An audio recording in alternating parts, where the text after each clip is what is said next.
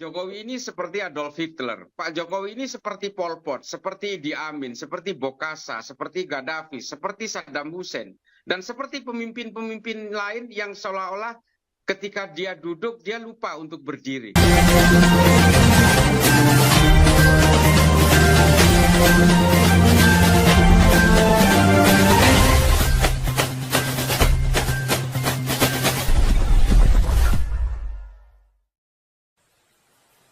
Jangan lupa subscribe.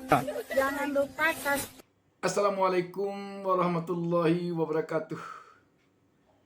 Sahabat BN,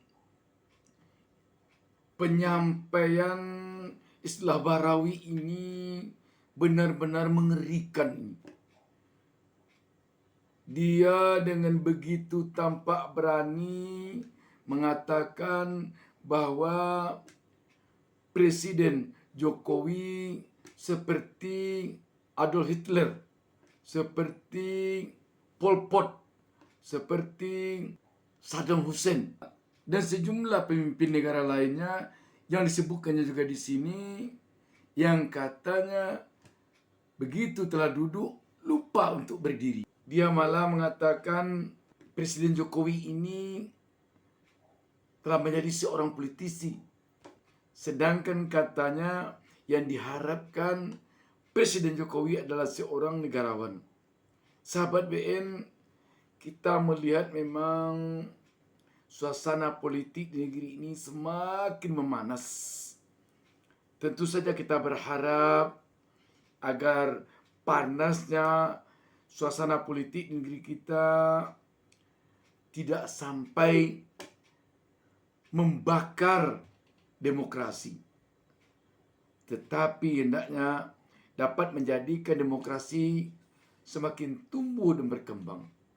Untuk itu, mari kita saksikan pernyataan Islah Barawi yang saya kutip dari iNews TV ini. Jokowi ini seperti Adolf Hitler. Pak Jokowi ini seperti Pol Pot, seperti Idi Amin, seperti Bokassa, seperti Gaddafi, seperti Saddam Hussein.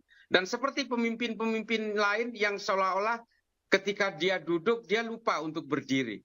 Nah ini yang kemudian membuat kita semua terperangah. Dan gerakan-gerakan Pak Jokowi tanpa kita sadari ternyata sudah mulai merambah kepada apa yang disebut sebagai seorang politisi. Kita tadinya berharap Pak Jokowi menjadi seorang negarawan, menjadi seseorang yang disegani. Kita bermimpi bahwa Pak Jokowi ini seperti Yesus. Kita bermimpi Pak Jokowi ini seperti Nabi Muhammad, yang betul-betul tidak mau mengawetkan kekuasaan-kekuasaan manusiawi yang berada di sekitarnya. Ini yang kemudian membuat kita itu terperangah betul, dan apa yang dilakukan oleh Pak Jokowi secara eskalatif ketika itu, Pak Jokowi seolah-olah betul-betul ingin tetap berkuasa. Nah, yang menjadi persoalan adalah ada apa dengan Pak Jokowi? Lalu kemudian kita runut satu persatu. Nah, kalau kemudian akhirnya ada muncul Erick Thohir, muncul Hovifah, muncul Ridwan Kamil yang menjadi dikoi-dikoi seolah-olah ini adalah kader-kader Pak Jokowi. Ternyata ini semua adalah proksi-proksi Pak Jokowi dalam bermain politik. Ada PSI yang menjadi bagian dari orkestrasi politik. Ada Koalisi Indonesia Bersatu. PSI diminta untuk menjadikan Mas Ganjar sebagai capres, yang kemudian digugurkan sendiri. Ini adalah bagian bagaimana Pak Jokowi itu ingin mematikan pesaing-pesaing politiknya secara satu persatu, tapi kemudian karpet merah itu diberikan kepada seorang Gibran, anaknya sendiri.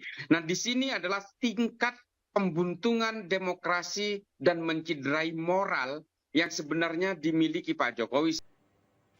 Demikian sahabat BN, sekali lagi kita berharap agar pemilu 2024 ini menjadi tonggak sejarah yang positif bagi bangsa ini untuk melaju ke depan sebagai sebuah negara demokrasi yang berdasarkan Pancasila dan Undang-Undang Dasar 45 yang sama sekali dasarnya ini tidak dimiliki oleh negara lain manapun di dunia. Mohon maaf. Wassalamualaikum warahmatullahi wabarakatuh.